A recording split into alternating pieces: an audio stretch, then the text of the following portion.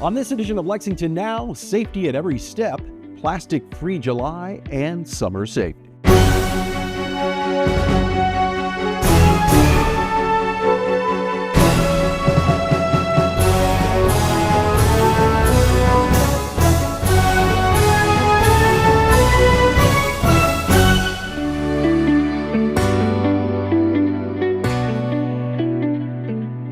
I'm Neil Noah, and welcome to Lexington Now for the week of July 21st, 2025. This week, Safety at Every Step takes us to the Sexual Violence Resource Center of the Bluegrass.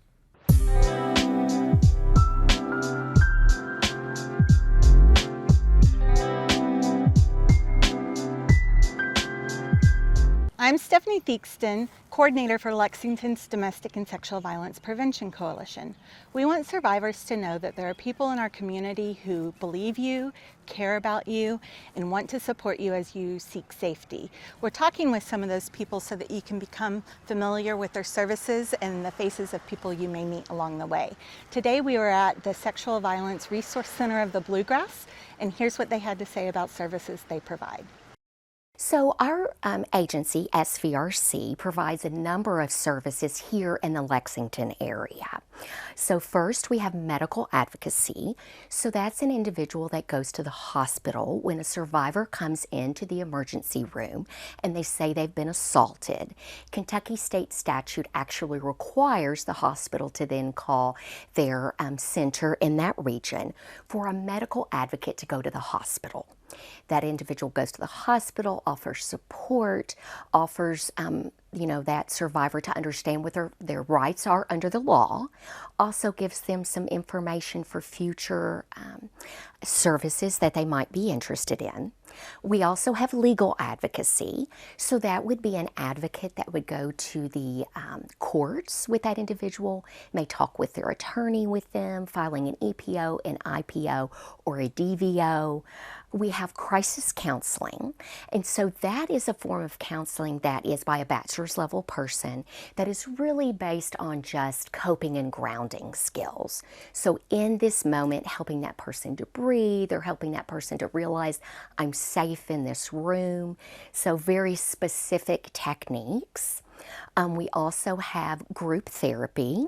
That does include some of our Lexington folks go out to it. It is in another county, but we do pay for Lyft services for our Lexington clients that do not have transportation to go to this service in Jessamine County, in Keene, Kentucky. We also have individual therapy, and we have that can be long-term or short-term. So depending on the needs and the goals of that particular client, it could be that they need 6 to 8 sessions. It could be that they need a year or 2. It really depends on their level of trauma from this experience, as well as maybe some other experiences they had before that. And we also have education and prevention, as well as outreach in the community. So volunteers from the Lexington region. We also work in a number of middle schools and high schools in this region, and hopefully an increasing number of those for understanding, what is safe, what is unsafe, how do you talk to someone, for example, when you're even wanting to date, what are red, yellow, and green flags for dating, those types of things. So that's really a broad range of our services in the Lexington area. For a survivor, the quickest way is to call into our 24/7 support line, and they will go straight to an individual that is trained to answer that phone. And so they can chat with them about whatever they need to. They could be a primary survivor. They could also be what we call a secondary survivor. So someone that's been impacted by the sexual assault of a loved one. Could be a parent, could be a partner, could be a child. Any of those individuals can get access to our resources. And from that, then they could get access to other resources, crisis response therapy, groups that they might feel comfortable with, or maybe they're just needing to use that support line in order to get that support in that moment, and that's perfectly okay as well. If someone does call the national line, which is RAIN's line, it will then have them enter their area code, and it will then route them to our support line. A couple of extra steps though, so we do recommend calling through our support line so you get directly to a crisis responder to meet the needs of that particular individual. You are not alone. We believe you. We are here to support you, however that looks. And for each survivor, that will be different. Some need, the medical advocacy. Some may need crisis counseling. Some might want one-on-one therapy with an individual. But we can assist in what is your choice at that time, and that we are here 24/7 to support you. And again, believe you that this has happened, and we're here to help you to move through this traumatic experience to reach the goals that you want to reach post assault. You can do your part for the environment this month with Plastic Free July. Here is how it works. Chrissy Balding, Environmental Initiative Specialist for the Sustainability Section, City of Lexington. My name is Holly Kaysen. I'm also with the Sustainability Section as a Sustainability Intern. Sustainability, in a nutshell, is making sure that not only do we have enough resources to enjoy right now, but making sure that future generations do as well. Things like green space, water, food, clean air. It's very important. It's a conversation really that we can't put off. And we're just encouraging people to do what they can. Everyone can play a role. July is Plastic Free July, which is a global movement. It started in 2011 in Australia, and this is the first time Lexington is participating. Very simply, so just making swaps for any of those single-use plastics that you may have getting at stores, so your cups at coffee shops, your plastic bags at grocery stores when you're out shopping. We have a couple examples we'll be happy to show you. So when you're out and about, you're buying either a book or a shirt. Instead of using one of the plastic bags they provide you, just bring your own reusable bag. It's quite simple. And also reduce your plastic use when you borrow a book from a friend. Oh, thank you. So welcome. No packaging. You can bring your own container to get, this is great for iced coffee, which is perfect this time of year. So just bring your own container, and a lot of times you'll get a discount for doing that.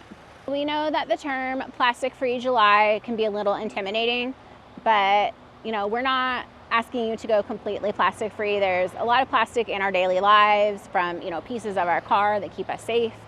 So just find either one thing to focus on or one area of your life. So some examples from the kitchen. This is what I take for my lunch. I bring my own silverware, so if I get takeout, I don't have to get the plastic utensils. Instead of using a Ziploc baggie, I just put my snack in this little mason jar. And when you're shopping at the grocery store or the farmer's market, you can put produce in a bag like this. So those are really easy things to change, but they do add up. So in Lexington, the only types of plastic that are recyclable are bottles, jugs, and jars. So if you think about a container, it should be narrower on the top than it is the bottom. Some common items are like what ketchup comes in, any condiments, what your shampoo might come in. But if you're describing it to someone else, if you would use the word bottle, jug, or jar, that is appropriate to recycle. We do ask that you make sure that it's completely empty and clean. It goes beyond the environment, starting with your health as well. So plastics can impact your bodily systems in many negative ways. So thinking about how sensitive your body is and then applying that to the systems within an ecosystem and nature all around us, all of our critters, all of our waterways, having plastic pollute those things can be really detrimental and cause a lot of negative impacts. So reducing your own use and finding these swaps, it's really amazing and helpful towards working towards a more sustainable environment. So microplastics are very, very fine materials that break down from larger plastics. They're usually hardly even visible if they are at all. Essentially, Their size allows them to infiltrate a lot of very small systems in our body. So think about your cells. Think about all the cells that make up an environment. Those things are really easy to infiltrate when the size of a particulate matter or plastic is that small. They're not good for your health. So some studies have shown that we swallow the equivalent of like a credit card size of plastic every year. Or ingest, I should say, through different mechanisms. So anything that you can do to reduce the amount of plastic in your life is good. I just want to mention that we hope that you take what you do during Plastic Free July and carry that forward. Part of the intent behind this campaign is to help people find really easy swaps that are then become normalized for them. Sometimes it's really helpful to focus on different locations. So you could go with your work events, you could start at home like your bathroom or your kitchen, or even at your favorite stores. Any place where you're using plastic, think about like the flower carrier that you use to catch the water. Those small things that you will eventually just throw away in landfill, those things can be swapped out for something more sustainable and reusable. So if you would like to participate in Plastic Free July, post on Facebook or Instagram and tag Live Green Lex, or you can email us at sustainability@lexingtonky.gov and send us a picture, a video, or just a testimonial of what you're trying for the month. They can go to our webpage. It's lexingtonky.gov/sustainability, and they can sign up for our monthly email newsletter. When we come back, avoiding hot weather dangers.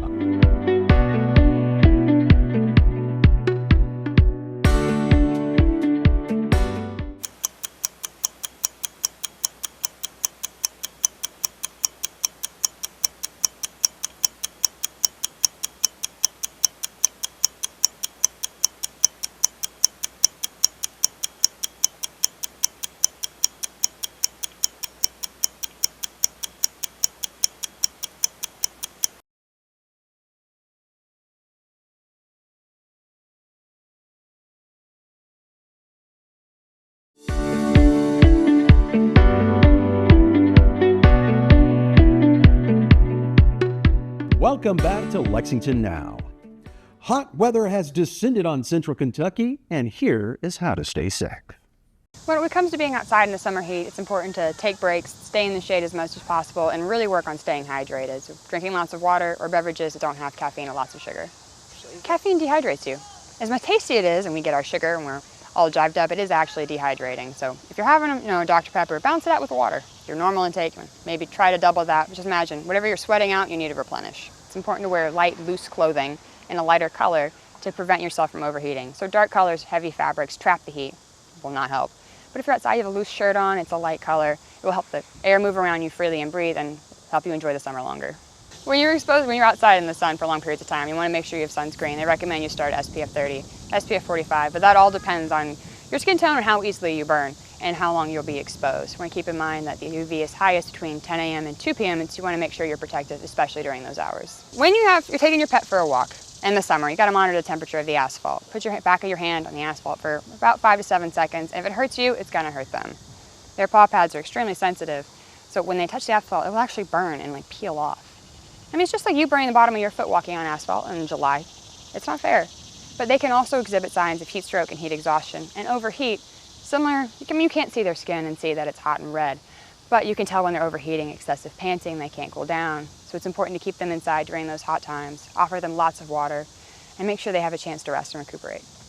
For heat-related illnesses, there are 3 types. There's heat cramps, heat exhaustion, and heat stroke.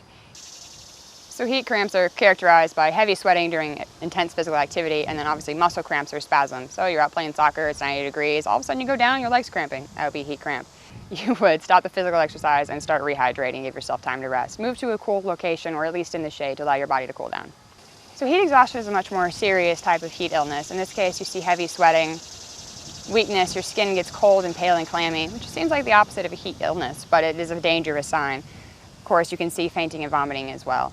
When you see someone with signs of heat exhaustion, it's important to slowly start reintroducing liquids to them. And you also want to try to cool the person down. You can use cool cloths, areas of heat release, that could be like your armpits, the inside of your legs, your wrists. Signs of heat stroke include someone whose skin is hot, dry, and red, as well as a temperature of over 103 degrees. a fast pulse, headache, dizziness, nausea, confusion, and sometimes loss of consciousness.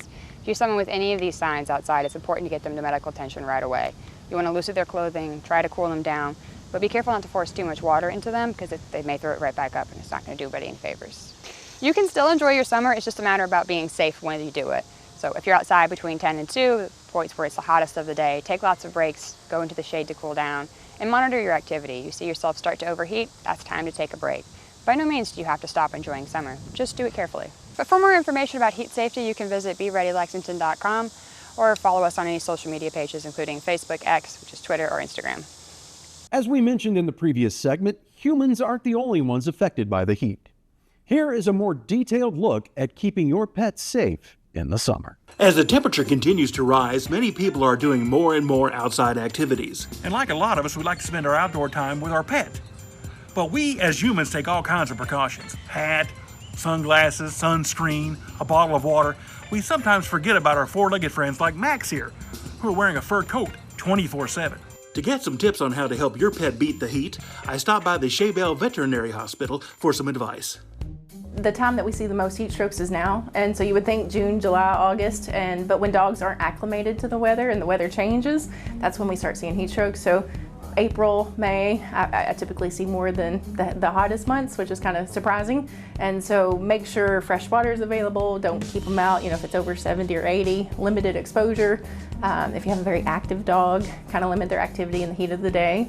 Brachycephalic dogs, so dogs with squish nose, Bostons, pugs, boxers, they don't handle the heat well, and so I wouldn't take them to the dog park or running or any outdoor activity, and from 10 in the morning till 5 at night on hot days, because they just can't tolerate the heat. In the heat of the day, keeping them on the grass is better than the hot concrete. Some dogs shouldn't be walked in the heat of the day just because it burns their pads, and so definitely stay off the black asphalt. Sometimes concrete is not terribly as hot as black because it doesn't attract the heat, but grass is going to be better for sure. The big thing to watch for is excessive panting is kind of the first sign. So if they can't get comfortable and they're trying to lay down and kicking their feet out and panting a whole lot, they're restless because they're getting overheated. A lot of times their gums will be really pink and injected, and more so than normal. Extreme cases, you'll start seeing vomiting, diarrhea. A lot of times they can have blood pass in their stool. End stages or convulsions can even cause death. And so if you start noticing that, you need to cool your dog off pretty fast and get them to the vet. And if your pet's like Joey here, who likes to take long summer drives with his head out the window, you gotta make a plan to make sure your pet spends no time in an unattended hot car.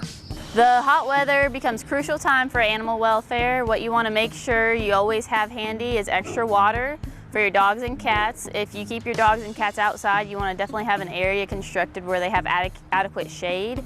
And it's essential in this time of season not to leave your dogs or cats locked in hot vehicles. A lot of people just want to spend as much time with their beloved pets as possible, so they want to take them on errands with them, which we totally understand. But sometimes you do need to leave your pets at home or with trusted friends and family, because they can overheat really quickly in vehicles, and it is something that we do respond to. So we can potentially go out if your dog is in your car unattended. If you absolutely have to take your dog or cat with you in the car, make sure you have visible food and water present for them. It's not uncommon for us to do a temperature reading inside of a car and it to be above 100 degrees. So it can be extremely hot in there. That's why animals can get into stress a lot hotter, and especially a lot of small breeds that have more breathing issues can get hotter and into stress a lot quicker. So it is something we see very common. So it is important to just leave your pets at home if you can, but if not, always have that food and water available. Every call that we respond to is situational. We do respond to every single complaint that we get, anything animal related, but especially when it's animal welfare concerns. And it just depends on a lot of different factors, how much history we have with that particular person, what condition their animal is, how bad distress they're in. If it's something that can be fixed through education, we always want to do that. But if it's something that's beyond the point of education, then we do have every right on a cruelty case to issue a charge and seize the animal if we have to do that. But we prefer to work with the public and educate them to try to make sure that if it's a pet that they love, that they keep it home but in compliance. We rely 100% on the community to call us and tell us whenever they see an animal in distress, in danger, trapped, or possibly being abused.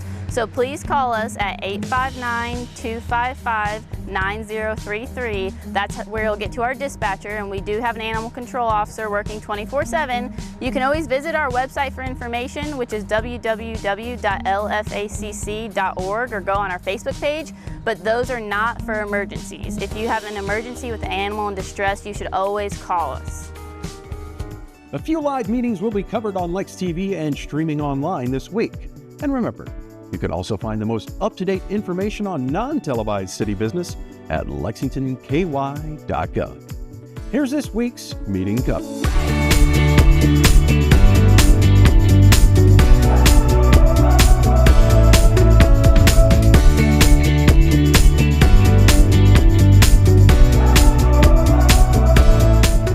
That's all for now, but as always, you can keep up with us on social media. Check out the latest traffic updates on X at LexRex, or catch our live traffic cams on lexingtonky.gov. For all of us at Lex TV, I'm Neil Noah, and that's it for now.